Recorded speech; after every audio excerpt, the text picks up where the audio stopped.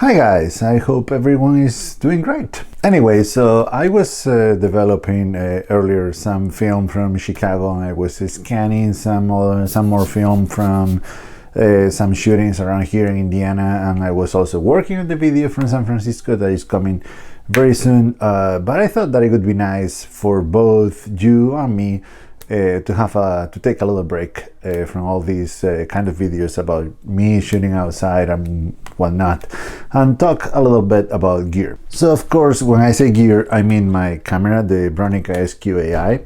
Yeah, as you already know, I got this camera a few months ago. I think it was it was last June, so 8 months ago. Since then, I've brought it with me pretty much everywhere. I've gone to the deserts, I've gone to the coast, to the mountains. I've shot it in snow, in sand, in cold weather, in hot weather. It's been my main camera for all my landscape photography. I'm loving it, and I'm pretty sure I will love it for a long time. So I pretty much just realized that I've already shot some 160 rolls of film with this camera. That's like around 2,000 photos. And I know that quantity doesn't really matter, it's all about the quality of your photos, but after shooting 2,000 photos with this camera, I think I'm at a point where I know how to use it. I got to know this camera a little bit more than 8 months ago, and I thought that I would talk and I would share with you guys those things that I've been learning in the last few months. Of course, if you have any questions about this camera or any other camera, or I don't know, any question that you think I might be able to answer, please leave a comment below and I'll do my best. Okay, so the first one on the list is this one. This is the shutter button of the camera. I don't know if you can see an L symbol there. That means locked. So the shutter can be in locked position and unlocked. So when it's locked, the shutter button just doesn't work.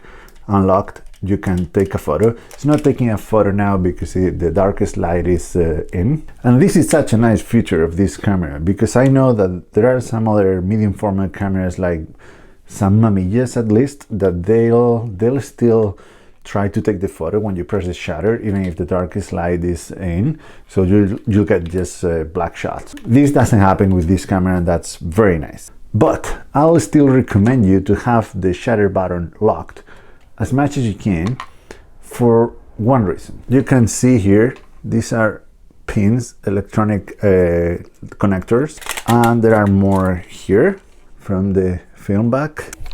You have some more there in the lens, some more there in the lens, and here on the camera body. So all these connectors are there for a reason, and it's that this camera supports some finders with a line meter built-in. So that finder looks like this one. This is, I don't have one, but this is very similar to those ones. So you look through it, and the camera will give you a reading, and it will use all those connectors that you just saw. So when the shutter button is locked, as you can see, nothing happens, but when it's unlocked, you can see the red light there. Well, the red light means that the camera is telling you that it can't take a photo for some reason. In this case, the reason is that the darkest light is in. But that red light also means that the camera is taking a reading using the settings on the lens and using the settings on the ISO from the film back, and it's trying to give the finder, not that finder, but the finder with the light meter built in, the reading that is taken from all these elements. So that means that if you put this camera in a backpack or your camera bag, and for some reason this shutter button gets depressed, like all the time, like something gets stuck here, it's gonna be trying to meter all the time, and that will drain your battery. So while it might not be a big deal because you're not gonna waste any shots as long as you have the darkest light in, you should try to keep the shutter button in a locked position as much as you can, so you avoid draining your battery. Talking about the battery, I got this camera off eBay, like, as I said, 8 months ago, and I haven't changed the battery just yet, so it's still running, and I've shot like 2,000 photos. I don't know if the batteries were like brand new or they were, I don't know, used for 2 years or 2 months, I have no idea, but they are still going. It's pretty great battery life. Okay, tip number 2, this other switch here, I hope you can see it. That's the mirror lockup switch. As you can see, it has 3 positions. I hope you can see it, N, S, and C. So when you turn this to S or C, what that will do, it will move the mirror up and lock it there in position. So this is a feature that many cameras have. Just imagine you are on the tripod composing your photo, you have the camera at the right position, the right settings. So what you do then, when everything is ready to take the photo, you move the mirror up and you lock it. That way, when you take the photo, when you press the shutter button, the mirror doesn't move, doesn't hit the camera, so the camera doesn't shake, so it doesn't create like blurry or soft images. So this is a very useful feature that I use all the time when I take long exposures. So if you're gonna have the camera like for, I don't know, 1 second or 2 seconds, you don't want that slide or small vibration to ruin your long exposure. So you want a mirror, or you want to lock your mirror up using this. But you gotta be very careful with this switch.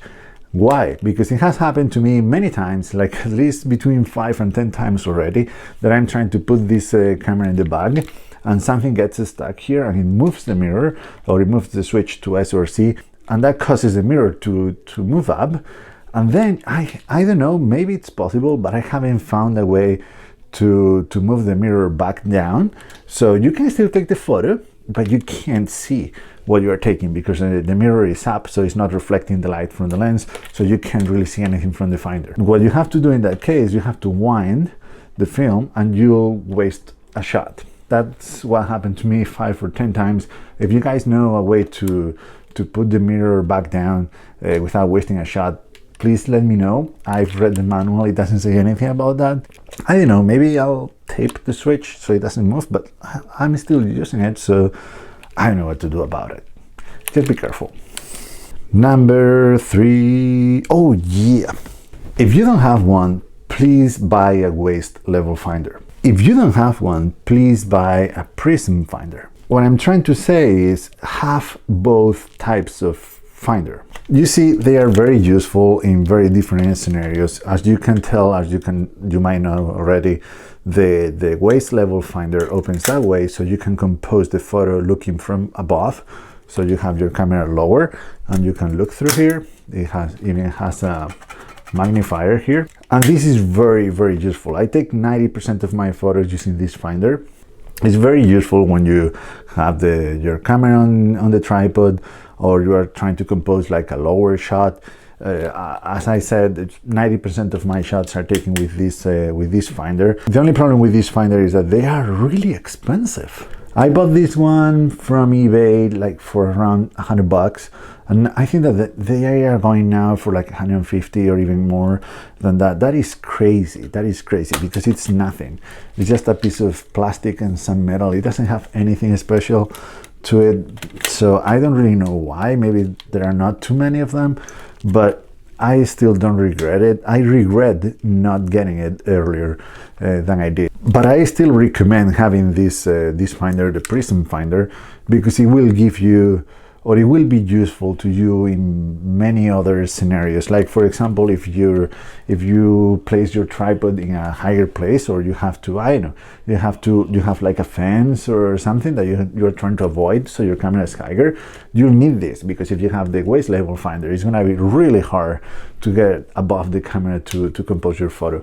Also to shoot like from, I don't know, say trains or a car. If you want to shoot through the window, you need a finder like this. It's not gonna work with the waist level finder. While I don't use it as often as the other one, I still use it, and I think it's very useful to have. And these are cheaper too. I think that you should be able to find them for like 50 or 60 bucks.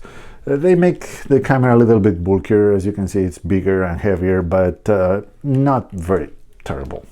All right, I think this is the 4th tip, and this is an important one. So if you shoot black and white, you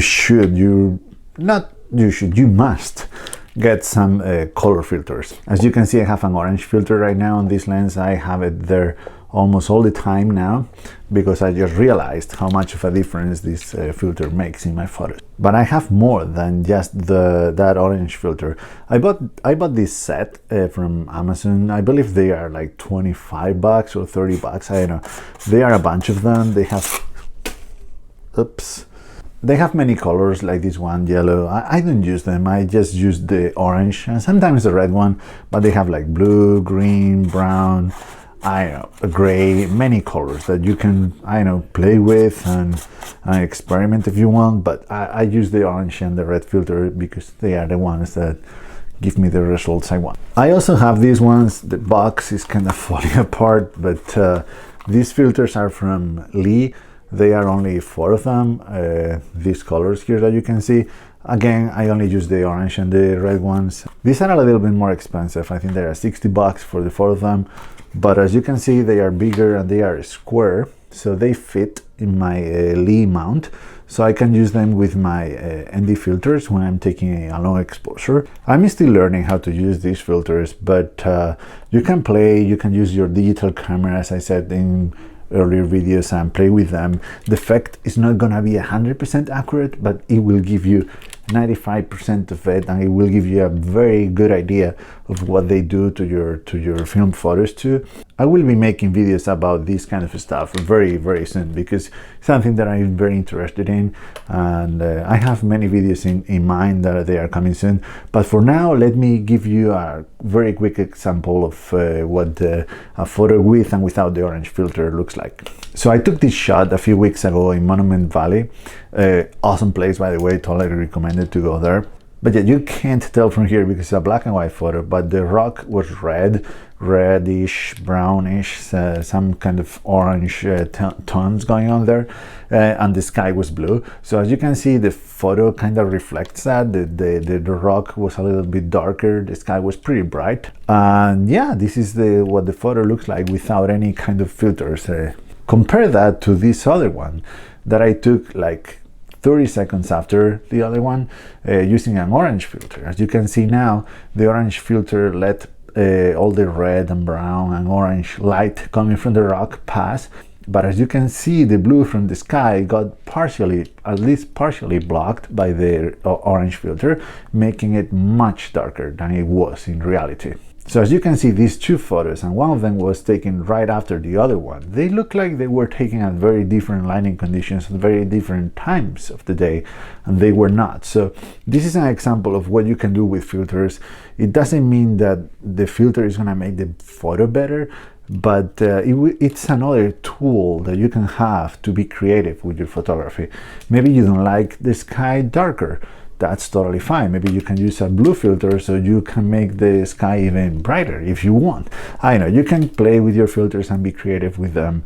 And yeah, black and white photography is pretty awesome. I love it. I know that people are in love with color because that's the way we see life every day, but that's the reason why I love black and white photography. I need to talk about these too. But anyway, black and white photography and these kind of filters let you be very creative with your photography. So I'll recommend you to get these cheap filters from Amazon or anywhere, it doesn't really matter, and just play with them. You don't have to take photos with them with film. These are pretty cheap, so the build quality is not the best.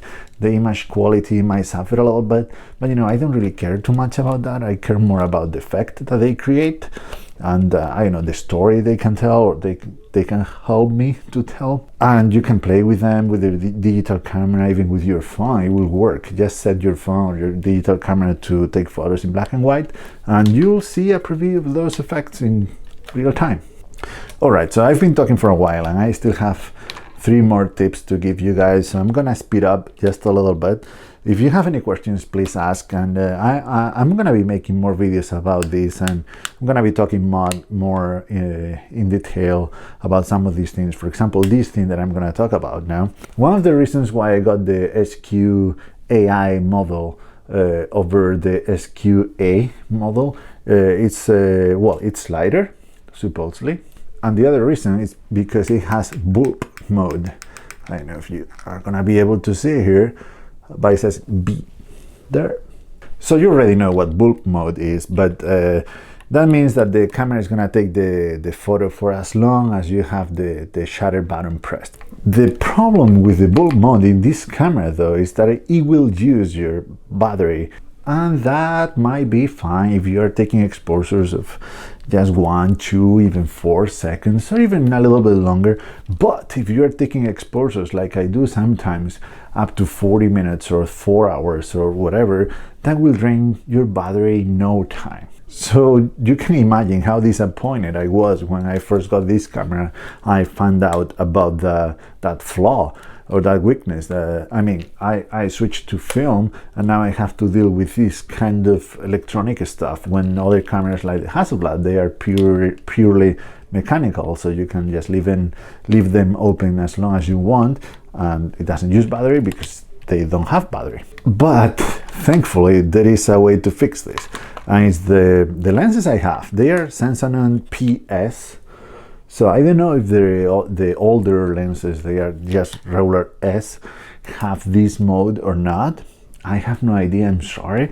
But my lenses have this mode that is called T mode. I don't know if you can see it. It says A there. So if you pull this down and you move this switch here, it says T now. So when you press the shutter button while you have this mode on your lens, you don't have to keep pressing your shutter button. You just have to press it once, and the lens will stay open until you move this switch back, like that. Meaning it will not be using your battery. So I can have the lens or the shutter open for 4 hours, 40 hours, 40 years. It doesn't really matter, because the camera will not be using your battery when you have the T mode on.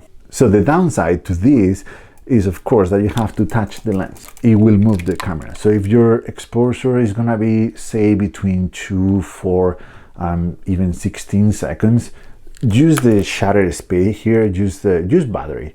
The camera will do it for you. But if you are taking longer exposures, say 7 minutes or even 2 or 3 minutes, a little vibration at the end of the exposure, just putting this switch back to A mode, it will not matter. So yeah, once again, if you are taking long exposures, use the T mode on your lens. If your lens has it, please let me know if the older Sensanon S lenses have that mode. I'm not really sure, I'm sorry about that, but if your lens has that mode and you are taking long exposures, use it. I strongly suggest you to buy 2 film bags, to have 2 film bags, at least 2. I have 2 and they are more than enough for me, but you might need more depending on your use case. It's been very handy to have 2 bags, because sometimes I'm out there and it's very cold, or even it's snowing or raining or whatever, and you are out of film here. You have to load more film. You have to take the roll out of here and put another one, a new one in. And you can't do that all the time if it's so cold that you can't even feel your fingers, or it's snowing and raining and you don't want to deal with that stuff because it's gonna get wet. So that's when the second film bag comes in play. You already have film here loaded, so switching them is just very easy. And the last one is pretty silly, but just use this other switch here on the lens. I think that every lens has this, even in digital SLRs, but this is the depth of field preview. Like this Minolta camera has the same button here. Yeah, the Rolleiflex doesn't have it. So yeah, it's pretty common, and I'm pretty sure that most of you already know what this is about and you already use it. But for me, and maybe other people like me, coming from a mirrorless camera, I was shooting a A7 II when I switched to this back to film. So I didn't know that this lens was going to have this depth of field preview switch, and it's been pretty awesome. So what this does is that it closes the aperture of the lens, the blades, to whatever aperture you have here. Like for example, here it will close it to f8, so you can preview how your exposure is going to look, the depth of your photo, meaning you can see how blurry the background is going to be or whatever. These lenses use the widest aperture, in this case 2.8, to focus, so it's more accurate. But that doesn't mean that what you are seeing is what you're gonna get when you press the shutter button, because the depth of field is gonna change when it closes the lens down to whatever aperture you have here. Pretty handy switch. It's a pretty silly tip, but coming from a Sony camera, this has been very useful. That's it. I hope this doesn't end up being a super long video, and I hope that it helped someone. If I helped just one person, I would be very happy. And yeah, I'll be making more videos like this pretty soon, because I know it's fun to talk about the camera gear that I use pretty much every day, and to share the things that I've learned with you guys. I hope that if you have any other tips about this camera or film in general, you can give them to me too, so we all can learn from each other. That's all I had for today. Please let me know if you have any questions, or please let me know if you hate this kind of content. If you don't want to hear me talking about the camera, you only want to see photos and videos, that's totally fine. Just let me know what you think. And yeah, thanks for watching, and see you in the next one.